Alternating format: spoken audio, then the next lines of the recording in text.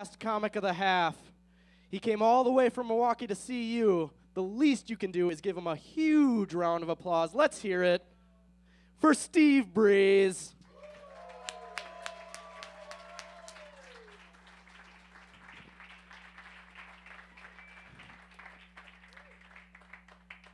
So I beat a cat in a staring contest. Right? I just thought it was an evil person for a second, right? I'm against animal cruelty in this country. Because how dare anybody beat and bruise an animal that I will make into a sandwich? How we doing, Madison? How we doing? Oh, great. So my girlfriend died. Oh, and it's been a very stressful week for me. Because I gotta figure out her Facebook password. Because I can't be the asshole who breaks up with a dead girl officially. She's in that forever. From a broken home, made some noise if you grew up sad. There we go. It's always fun. It was always fun for me because I got to celebrate 2 different holidays at 2 different households. And my father lived in this awesome gated community. You know, prison. It was fun for me. He'd give me like a stack of cards and some dominoes for Christmas, and I'd smuggle in a bottle of Coke for him. Ooh. You gotta hustle somehow in prison, right? Anyone married here? Not at all. Oh, one faint clap in the back. Oh, not proud of it at all. Like I feel you, because I'm not married. I'm single, but I've like had a dream that I was married, so I can only imagine how you feel. You know, waking up with a headache every day. I'm 26 years old and I've been to more funerals than weddings. Feel like my friends would rather die than get married. Ooh, again, another ooh thing. It's an honest thing that happens in my life. I don't know. Like, funerals are supposed to be fun. Like, F-U-N, that's the first 3 letters of funeral. Fun. Like, let's make them fun. Why not make them fun? Like, I open up the obituaries every day and look for classmates who died. You guys don't do that? Like, come on. It's always fun. It's like maybe Mallory died. It's like, hey, I never got prom pictures with you, but I totally got this selfie with you right now in the casket. Oh, you should have went to prom with me, bitch. I can't wait to die. I want to make an awesome ghost. That's what I want to do. I'm going to be an awesome ghost. I live in an apartment by myself right now. And, you know, if I die in the apartment, I want to haunt the apartment I live in. Because I know that a lonely dude's going to live in that apartment after I die. And I want to be a helpful ghost. Like, instead of messing up his apartment, I'll just clean it up once in a while. You know. Try to impress the people he's bringing over. And he'll have, a couple complaints. Like, he'll be like, he sometimes sings Good Charlotte in the shower. And I can hear him masturbate. Oh, just moaning all the time. I'm a poor person. Been wearing these clothes for 4 days. But I had a homeless man buy me a sandwich. That's where I'm at in life. Like, you ever see a penny? You ever see a penny on the ground and pick it up and consider that part of your monthly income? Like, I just got a new phone plan. You guys might have heard of it. A landline. It's like my friends don't even want to call me anymore because they think my parents are going to pick up. And I still manage to lose connection in my own house if I walk too far away from a wall. You guys don't relate to me at all with cell phones and everything. I'm in a bad neighborhood. And I like to fuck with people. And because people think I get mugged all the time, and I tell them this story, I say, I get mugged by the same 2 people every month. MasterCard and Visa. Just waiting for me at my mailbox, always collecting interest. It's terrible. I know, like, I don't have a lot of trees in my neighborhood, and that's how you can classify it if it's a bad neighborhood or not.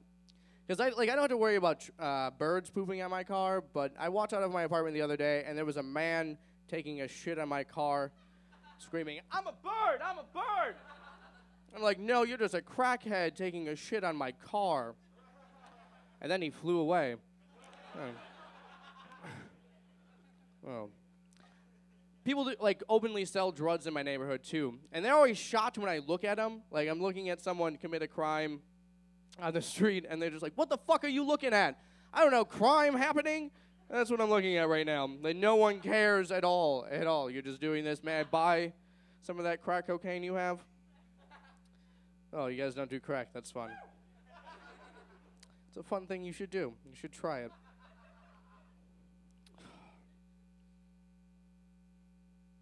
I've always wondered if autistic kids have great abs.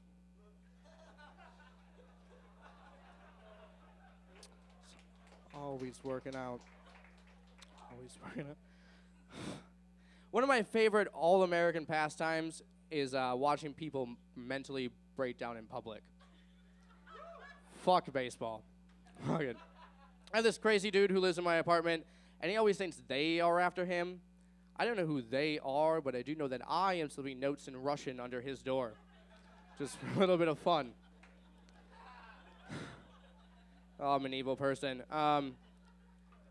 Any believers in the audience? Anyone who believe in God and all that kind of stuff? Woo, a few people. I don't think religious people are crazy, but I do find religion a little crazy. Like, dude, if a dude walked up to you and said, "Hey, I'm Jesus Christ," would you believe him? No, I don't think anybody would. I feel like if God has been sending his child back for the last few hundred years, we just thought Jesus was crazy and we put him in a mental institution. And somewhere in America, there's a mental institution full of Jesuses.